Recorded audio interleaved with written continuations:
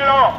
আজকে যদি আমরা এদিকে তাকাই, শত শত দোকানের শাটার বন্ধ, ব্যবসায়ীদের এই যে লস হচ্ছে, আর্থ এবং সামাজিকভাবে যে ব্যবসায়ীরা ক্ষতির সম্মুখীন হচ্ছেন এবং বাংলাদেশের এই যে একটি ভয়ভীতিকর অবস্থা তৈরি হয়েছে, এটার জন্য বর্তমান বাংলাদেশের প্রধানমন্ত্রী শেখ হাসিনা দায়ী। এই কোটা নিয়ে আন্দোলন হয়েছিল, আগেও আন্দোলন হয়েছিল, তখন তিনি একক সিদ্ধান্তে এই কোটাকে বাতিল করেছিলেন। কিছুদিন পূর্বে তিনি স্বীকার করেছেন যে তিনি রাগের বশবর্তী হয়ে, আক্রোশের বশবর্তী হয়ে তিনি এই কোটা বাতিল করেছিলেন। আমার জানতে বড় ইচ্ছা করে, বাংলাদেশের সংবিধান অনুযায়ী তিনি যখন আক্রোশের সাথে কোনো সিদ্ধান্ত দেন, তখন কি তিনি আর প্রধানমন্ত্রী থাকার যোগ্যতা রাখেন কিনা? আজকে যারা অন্যায়ভাবে অবিচার করে ক্ষমতায় বসেছে, তারা ছাত্র, যুবক, শ্রমিক, কারো কথা বোঝার, ভাষা বোঝার মতো ধৈর্য এবং তাদের শক্তি তাদের নেই। ছেলেরা মেয়েরা রাস্তায় নেমেছে, তারা কোটা বাতিল করতে চায় না, তারা এই কোটাকে সংস্কার করতে চায়। প্রথমেই আপনারা কি করলেন? এই শিক্ষার্থীদেরকে, বর্তমান প্রজন্মের শিক্ষার্থীদেরকে আপনি মুক্তিযোদ্ধাদের সম্মুখে সরাসরি তাদের বিপক্ষে অবস্থান করিয়ে নিলেন। আপনার সংস্থাগুলোর মাধ্যমে এমন একটি প্রপাগান্ডা তৈরি করলেন যে এরা নাকি মুক্তিযোদ্ধা কোটার বিরুদ্ধে অবস্থান নিয়েছে। কিন্তু না, আজকে সারা বাংলাদেশের ছাত্র সমাজ যে কোটার বিরুদ্ধে অবস্থান নিয়েছে, সেই কোটা হলো আওয়ামী লীগ যেই কোটার উপরে ভর করে পদ বাণিজ্য করে, সেই কোটা আমরা বিলুপ্ত চাই। আপনারা আজকে আঙ্গুল খুলে কলা গাছ বলছেন, আজকে আপনার পিয়ন 400 কোটি টাকার মালিক হয়ে যায়।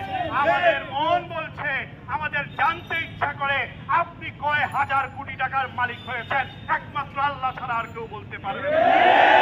আপনি এখনো কোর্টের উপরে, আদালতের উপরে আপনি দায়ভার চাপিয়ে আন্দোলনকারীদেরকে, শিক্ষার্থীদেরকে, নিরীহ শিক্ষার্থীদেরকে বুলেটের সামনে রেখে আদালতকে এখানে খাল হিসেবে ব্যবহার করছেন।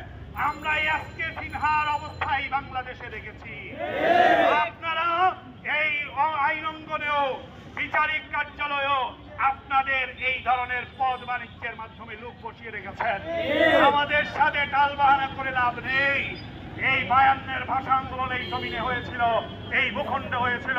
71-এর স্বাধীনতা আন্দোলন এই ভূখণ্ডে হয়েছিল।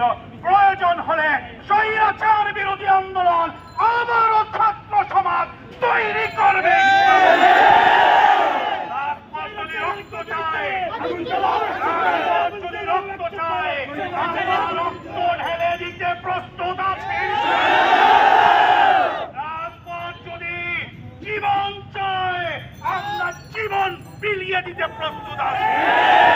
আমাদের ভবিষ্যৎ প্রজন্মকে আপনাদের মতো স্বৈরাচারদের হাতে আমরা এভাবে ছেড়ে দিতে পারি না। সাহেব চরমাই ঘোষণা দিয়েছেন, এটা অনতিবিলম্বে আপনারা সমাধান করতে হবে, অন্যথায় দেশের জনগণ ঐক্যবদ্ধ হয়েছে, সংঘবদ্ধ হয়েছে। আপনাদের এই 15 বছরের দুঃশাসনের সেকেন্ডে ইঞ্চি ইঞ্চির হিসাব এই দেশের জনগণ নিবে। এই ছাত্রদের উপরে অন্যায় অত্যাচার করে যেই নিপীড়ন, নির্যাতন চালানো হচ্ছে, তার বিরুদ্ধে আমাদের এই অবস্থান শুরু হয়েছে।